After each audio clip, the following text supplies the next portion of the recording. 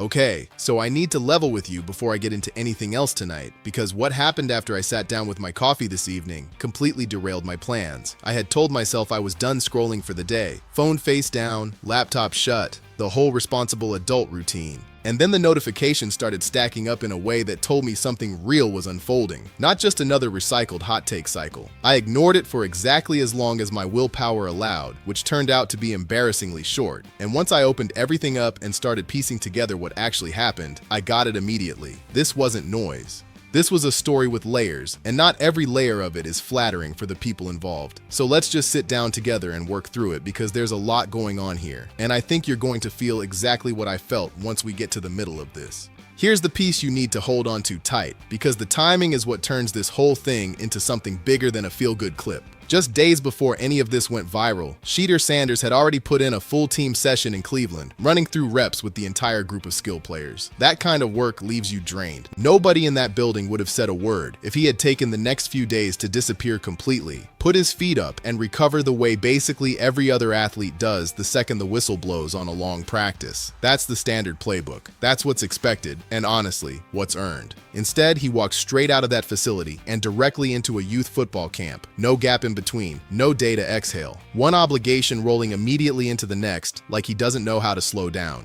And that detail has been sitting with me all night, because we spend so much time in this business dissecting what players do when the cameras supposedly aren't rolling. And here's a guy who just keeps showing up in public, camp after camp, city after city, at a pace that honestly should be exhausting to even watch from the outside. And the footage from this event is something else entirely. You've got kids sprinting at him from every direction, stumbling over their own feet, just trying to close that last stretch of ground, that completely unfiltered joy you only ever see from children who haven't learned yet how complicated all of this gets once you're an adult standing in their shoes. On paper, this should have been the simplest, most universally positive story to come out of the entire offseason. No debate needed, no angle required, just good news, plain and simple. We're going to get into exactly why that didn't hold up, because apparently nothing involving this particular quarterback is allowed to stay simple for very long. But before we go anywhere near the controversy, I want you to actually hear what he said standing on that field, because it landed very differently than the usual robotic athlete talking points we've all grown numb to.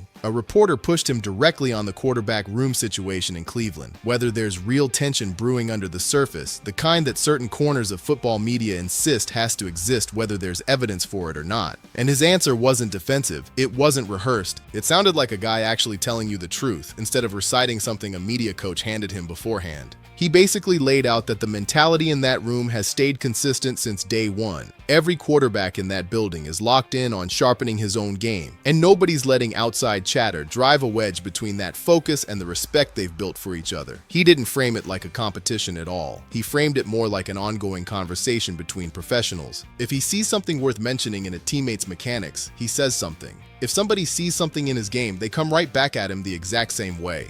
No hidden agendas, no manufactured drama for the cameras, just a group of guys pulling toward the same finish line. And then he said something that got completely buried under everything that happened afterward, and I genuinely think it deserves more attention than it's gotten. He talked about how every corner of his life has taken a step forward recently. Not just his footwork on the field, not just how quickly he's diagnosing coverages before the snap, his sleep, his breathing patterns, how consistently he's staying hydrated throughout the day, the entire structure of his mornings, his film study, his recovery windows, all of it working together. You could brush that off as the same tired athlete speak we hear in every post-game interview. And honestly, I get that instinct, but I'm not buying that read here. What I'm hearing is a young quarterback telling you, in real time, that he's rebuilding himself from the ground up, inside a locker room that sounds like it's genuinely buying into that same process, right alongside him. Because here's the part that keeps getting skipped over in all of this. He wasn't just talking about what happens between the white lines on Sundays. He brought up a trip out to Miami, where a group of teammates, whoever's schedule allowed for it, flew out together completely off the clock, away from the building, away from every camera that usually trails this franchise around wherever it goes, just to exist as people for a few days, instead of coworkers clocking in and out of a facility. He was upfront that not everybody could make the timing work, and that's just how life goes sometimes when you're dealing with grown men who have families and obligations outside of football. But for the guys who did show up, he described something close to a genuine bond forming out there, completely organically.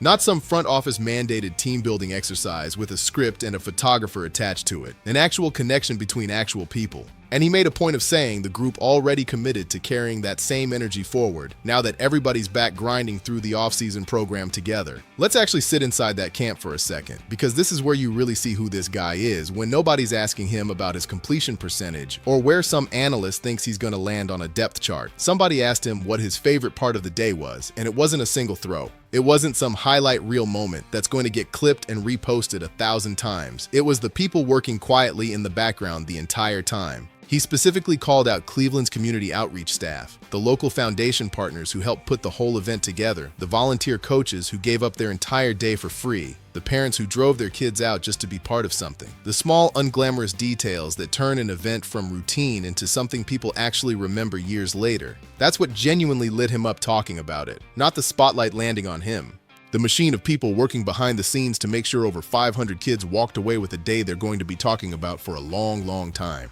And I have to bring up one specific clip because it's already turning into one of those moments that circulates on football social media forever. There's a young girl at this camp, genuinely young, still got that gap-toothed grin, who pulls off an absolutely ridiculous move. She jukes a defender clean out of his cleats and then sticks a no-hands backflip like it's the easiest thing in the world. Sanders' reaction is priceless, half laughing that he can't stick backflips like that anymore, that he needed somebody spotting him just to land one back in his day. And here's this kid casually pulling hers off without even thinking twice about it. That's the kind of completely unscripted, organic moment that no PR team on the planet could ever manufacture if they tried for a year, and it's exactly why these camps feel fundamentally different from some stiff stage photo op built purely for a press release. Now here's where I have to pump the brakes, because you already felt this coming from a mile away the second I mentioned controversy earlier. Somebody, somewhere, was always going to find a way to twist this into a problem, because that's just the environment Shedeur Sanders exists inside of right now. It genuinely does not seem to matter what the man does. It doesn't matter how overwhelmingly positive the actual story is on its face. There's a whole segment of football media that has built its entire identity around manufacturing a problem with this specific guy, even when the story sitting right in front of them is 500 kids sprinting across a field with the biggest smiles you're going to see all year. And this time, the man stepping into that familiar role is Rex Ryan. Within hours, and I mean actual hours, not days, of this camp footage spreading online for every possible right reason, Rex Ryan is out there on social media, somehow spinning the entire thing into a shot at Sanders' character. The gist of what he said landed somewhere around this idea. Sure, there's plenty of talent there, nobody's denying that, but as a franchise quarterback, he needs to understand there's more we than me involved in all of this. That was the tone. A backhanded compliment wrapped tightly around a quiet little jab, fired off right after watching a guy spend his supposed downtime, pouring himself into kids who never asked him for anything beyond a football and a memory worth holding onto for the rest of their lives. And I'll be straight with you, that take made me physically sit up. Walk through the actual timeline with me here, because it matters. This isn't a guy who wrapped up a camp and then went off and did something reckless with the rest of his week off. This is a player who, just days earlier, was sweating through a full team workout alongside his receivers, his running backs, his entire supporting cast. Voluntarily, nobody forced him to show up for that session. And then he turned right back around and gave even more of himself to a community full of complete strangers who just wanted a day with him. So when I hear, there needs to be more we than me, my honest reaction is, which me moment are you even referencing, Rex? Because everything I just watched play out was the textbook definition of we. Grinding alongside his teammates, flying guys out to Miami on his own time to build something real away from the cameras, crediting the people working behind the scenes before he ever credited himself once in front of a microphone unprompted. That's about as we as it gets anywhere in this league right now, and I mean anywhere. And look, I want to be fair here, because I always try to be fair even when it would honestly be easier not to be. My issue was never that people get to criticize Shedeur Sanders. That's part of the deal that comes bundled with being a public figure at this level. You accept the scrutiny, the hot takes, people picking apart your accuracy, your pocket presence, your decision-making under pressure in the fourth quarter. Football is football, and I respect this game far too much to treat honest criticism like some kind of enemy that needs to be silenced. What actually bothers me is when the criticism stops being about the game itself and starts targeting character, especially when the character in question is, by nearly every visible measure, rock solid, community-driven, free of off-field drama. A guy whose single worst publicly documented offense, as far as anyone can actually point to, is a speeding ticket. That's the entire scandal sheet. A speeding ticket. Now hold that up against the actual noise swirling around plenty of other names across this league right now. Real personal conduct allegations, genuine off-field controversies that put a reputation on the line in ways that actually carry consequences. Sanders isn't anywhere near that conversation, not even close.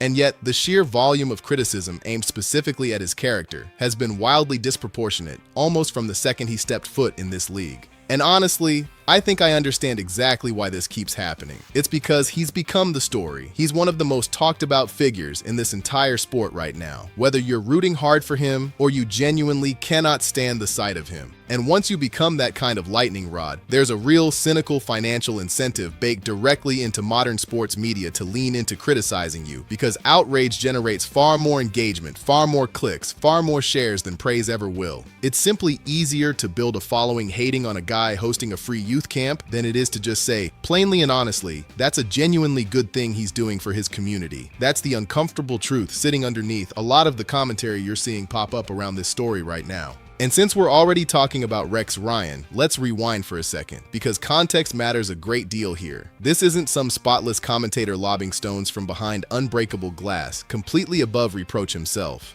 Rex Ryan carries his own well-documented history of controversy, situations that made national headlines for reasons that had absolutely nothing to do with football strategy and everything to do with personal conduct off the field. I'm not going to walk through the specifics tonight. You can go dig that up yourself if you don't remember it. But there's something almost darkly funny about a guy carrying that kind of history lecturing a 20-something quarterback about needing more we and less me, directly after that same quarterback spent his entire week proving, publicly and repeatedly, that he was doing exactly that. I'm not saying Rex Ryan doesn't get to have opinions on football. He earned his seat at that table, coached at the highest level for a long stretch of years, and he's entitled to critique the game itself all he wants. But the second the criticism shifts away from his reads are coming late, or he needs a quicker release on third down, and drifts into implying a guy is somehow selfish for running a free camp for hundreds of kids, that's not analysis anymore. That's just noise, manufactured purely for the sake of making noise and generating clicks off a name that already draws attention.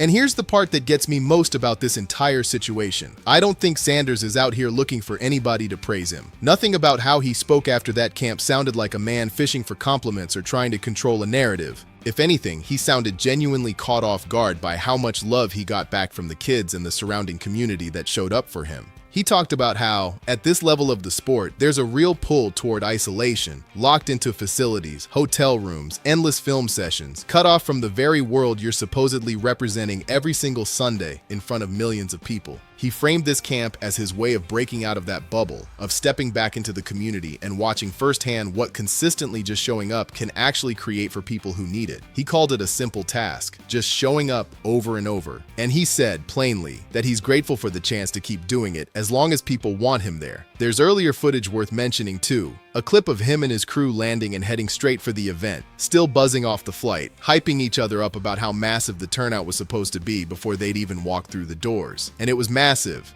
Kids losing their minds the second he stepped inside that building. That kind of raw, unscripted energy caught on camera, you simply cannot fake it convincingly. Either the connection is real, or the whole thing falls apart the moment a camera gets pointed at it. And from everything I watched, frame by frame, this one was completely real. So when I see that kind of energy on one side of my screen, and then scroll down and find a tweet trying to spin that exact same day into some me-first narrative, it genuinely frustrates me more than it probably should. Think about how many young athletes carrying that level of scrutiny, that much pressure to protect their own personal brand, would just skip the camp circuit entirely and call it a season, hide out until training camp starts. Sanders keeps choosing to do more, publicly, consistently, camp after camp, without anybody forcing his hand or his agent pushing him into it for optics. And instead of that becoming the actual headline out of this week, the headline somehow turns into one tweet questioning his priorities. I also want to circle back to something that got completely buried underneath all the Rex Ryan discourse. He talked about earning respect in this league, about understanding you can't walk into a locker room as a young player and start dictating terms to veterans who've been grinding for a decade or more before you ever showed up wearing that uniform. He said it takes time, real relationships, bringing guys onto the same page organically instead of forcing anything playing through sheer status or draft position. That's a remarkably mature read for a quarterback carrying this much national attention on his shoulders. Plenty of players with double his experience in this league never fully grasp that lesson, not even close. Real leadership doesn't get handed to you because of a last name or a first-round slot. It gets built slowly, through consistency and humility, day after day, when nobody's watching. And that Miami trip keeps sitting with me too, the more I sit with it tonight. Consider the optics of it for a second. A young quarterback central to organizing a trip built around team bonding, away from the pressure of the building entirely, right in the middle of an off-season full of speculation about locker room chemistry and quarterback competition. That's not something a selfish player thinks to arrange on his own time and his own dime. If anything, that trip should be the actual story dominating today's conversation across every sports outlet, not one tweet questioning his priorities from a guy with his own baggage. Before I let you go tonight, I do want to touch on one more thing floating around out there, only because it's been making people laugh all week and it's worth a mention. Cam Scatabo has been doing his usual chaotic, borderline unhinged brand of content, genuinely eating crayons on camera at this point, if you can believe that's a sentence I just said out loud with a completely straight face. That has absolutely nothing to do with Shedeur Sanders or this camp story. Totally unrelated situation entirely. But it's out there, it's funny, and at this point it's just part of the background static of this league's off-season news cycle that never really stops. But let's pull the focus back to what actually matters here tonight, because I don't want that little tangent stealing attention away from the real story. What we watched unfold was a young quarterback, fresh off a genuinely exhausting team workout, immediately turning around and pouring his time into hundreds of kids who are going to remember this single day for the rest of their lives. We watched him credit everyone around him before he ever credited himself once, unprompted, in his own words. We watched him talk about growth touching every single corner of his life, not just the parts that show up neatly on a stat sheet at the end of a Sunday afternoon. And we watched, right on schedule, like clockwork, certain corners of the media scramble to dig up a negative angle buried somewhere inside all of it anyway, because that's apparently just what happens now, every single time, without fail. I'll say this plainly, because I actually believe every word of it. I don't think the criticism aimed at Shedeur Sanders' character has ever really been about his character at all. I think it's about attention. I think it's about an algorithm that rewards manufactured controversy over honest compliments every single time, without exception.